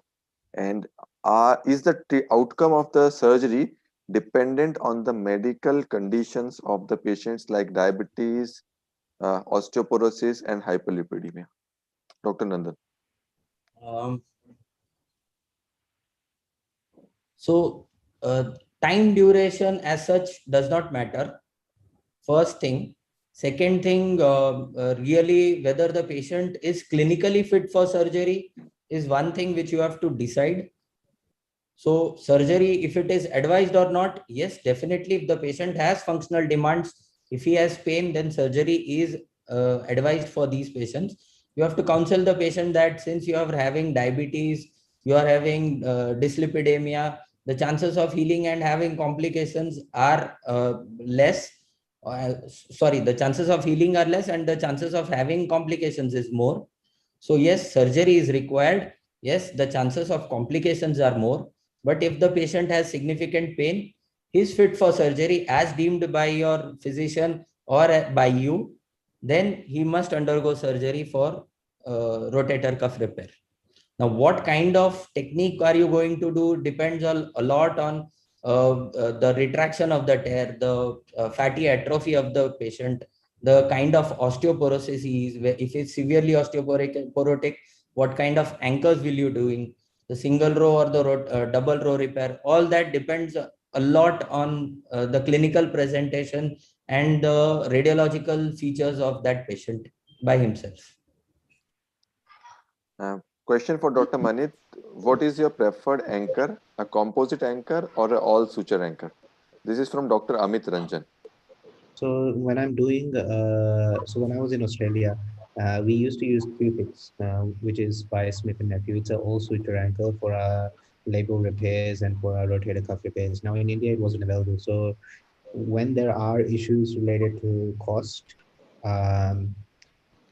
actually even now cost all suture is cheaper than doing a metal anchor in our region. So cost wise also you can't justify it anymore. So nowadays we've shifted more towards doing all suture anchors. I'm not a big fan of biocomposite. I think that the all suture provides you with a better hold. There's better tightness as well as compared to, and you don't have those issues that you have when you're hammering in the anchor. The only problem I've seen with the all suture anchors is that it requires a guide and a drill. Now, when you've got osteoporotic patients and you're putting that guide in place, you drill into it, and sometimes you'll find that the drill sinks in to that osteoporotic bone. So in those patients, I try to use bigger metal anchors or biocomposite anchors, but otherwise I prefer in my medial row to use all suture anchors. When it comes down to doing a knotless repair, then I just use speed bridge. Everything's simple, it's all available, and everything is in one kit, which makes it very easy to use. So when I'm doing a knotless, I'll use a speed bridge. When I'm doing a knotted, it depends on a lot of other factors. Thank you. So I think we are done. If I can add something on this. Yeah, can I, Dr. Jain? Yes, yes, sure. Please go ahead. It is very interesting that what Dr. Arora said right now, like when you actually put the sleeve and when you drill, sometimes the sleeve sinks in. So now I've tried something. So it happened to me a few times. So what I did was I did the debridement. So we do the bone bed debridement. So we kind of freshen the bone bed. That is, the footprint is debrided. So what I decided, if we actually don't take off too much of footprint, if we maintain the cortex, that is the bone there, drill it first, then if we do foot debridement, it has got better hold. So something which I noticed. So that we have that small area of bone which holds very well. There's something which I thought was I completely agree with you, and we tried that as well. The only sort of hesitation I had in my mind to doing that was that we're not really taking out enough bone for the actual biological healing afterwards. That was my only thing where I felt that, if we're not removing enough bone, are we going to compromise our healing? So again, I completely agree. Like that same concept we tried. And it definitely does prevent that slipping down of that sleeve into that osteoporotic bone. But my only hesitation to doing it routinely was just, I'm not sure what happens to the biological healing. And again, we won't know until we actually do it. So yeah, I mean, definitely.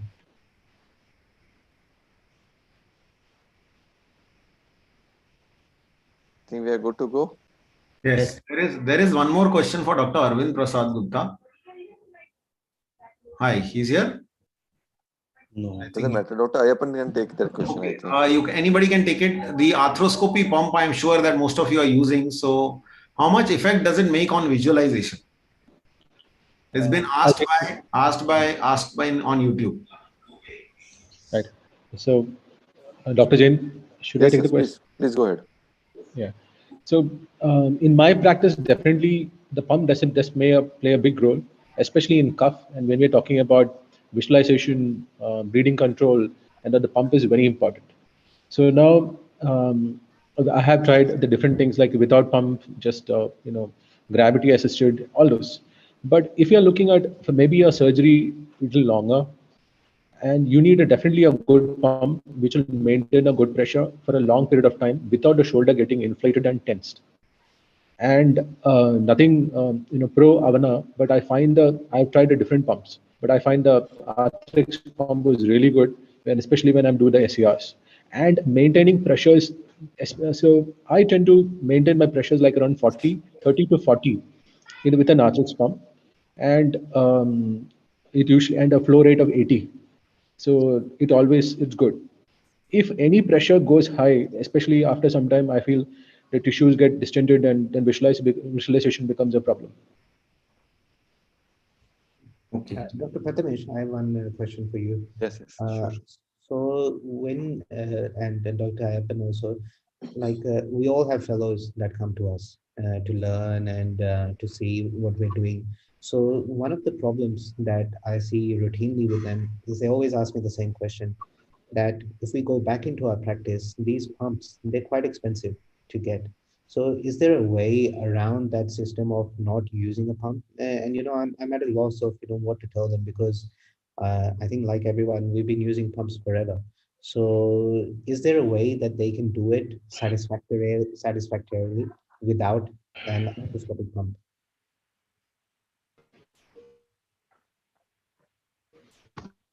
I do my surgeries mostly without pumps. Okay. And I do feel that it may make a difference, but the differences may not be that significant. So how do you do it? Do you use any pressure device? Just in the gravity. Just a normal saline coming in. Yes. So does that adequately control the bleeding? Yes, that's as I told you, there's a little bit of issue regarding that, but we do manage with other anesthesia and other blocks, anesthesia and intraoperative coagulation. So you're doing beat chair or lateral? I do it in lateral. Go ahead. Sorry. Lateral. I was going to extend that question. Oh, no problem. You go ahead. Then I'll ask mine. No, I'm done, sir, please.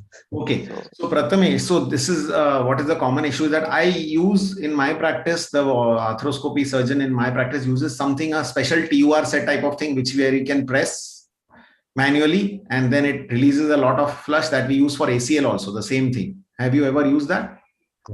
Yes, sir. The problem with that is it may cause increased pressure sometimes, as Dr. Ayyappan was telling. And in shoulder, you can have problem of tissue inflating and the shoulder getting tensed.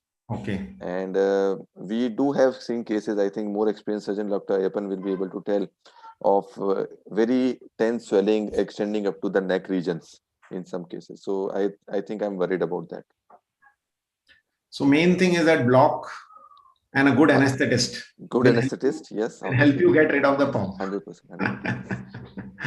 Okay. So we thank everyone. We almost have 1,000 views. We projected this webinar at 3 different places: OrthoTV website, our YouTube channel, where we got all our questions from, and our Facebook page. So we have total accumulated more than 1,000 views. I congratulate all of you for a successful course and hope everyone learns something from this. Thank you, everyone, and bye-bye. Have a nice Sunday evening. Thank you. Thank you, sir, for your... And for people who are watching, don't stop, just watch it like a TV, because the next webinar is on shoulder instability. So your whole shoulder teaching happens in one day. Okay, bye-bye. Thank you, sir. Thank you.